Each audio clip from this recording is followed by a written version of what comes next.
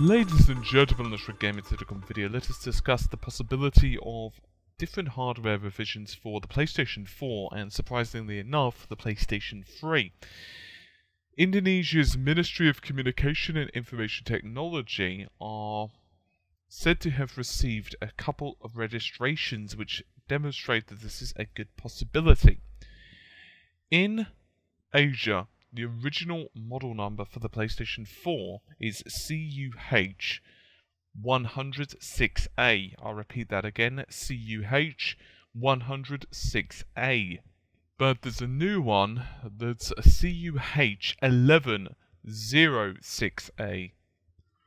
Now it's possible that what we'll be seeing here is a slight shrinking of the PlayStation 4, perhaps maybe some slimline type of situation, like the PS3 Slim to the Super Slim, which had a model number of the Slim being CECH2001A to the Super Slim being CECH4001A. So exactly the same, but they just incremented the 2 to a 4.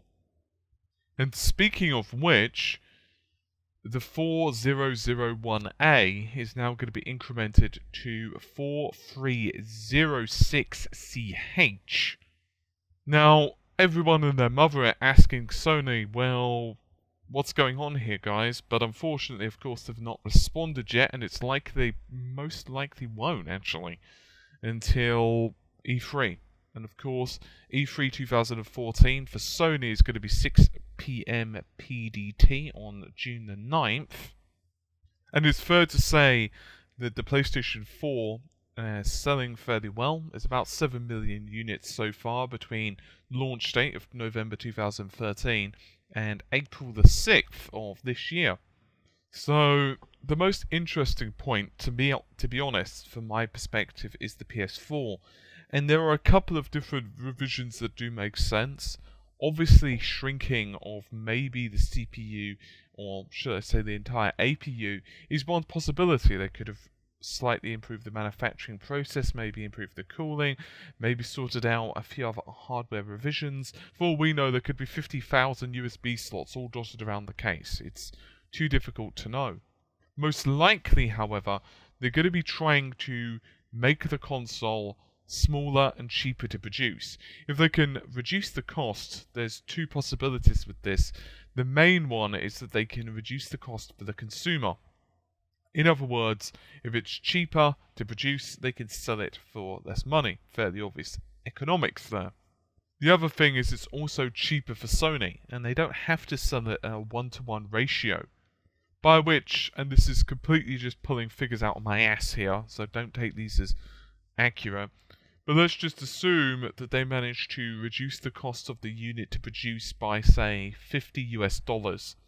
Well, they could reduce the price to the customer, say $30 US or even $40 US, and therefore it's still a saving per unit for each one that they sell. In other words, they're making that little bit of extra profit margin back, which when you're talking about just, 10 units, it's not really that much money.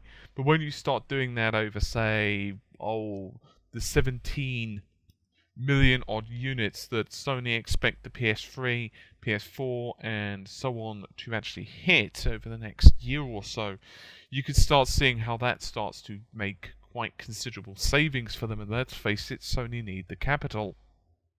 It goes without saying, but we're not going to be seeing revisions here with extra memory, faster memory, more GPU performance, or anything like that. It's possible we'll be seeing a larger hard drive, which would be definitely nice, because I've been fairly critical about the PlayStation 4's hard drive. It's just not really that large at all.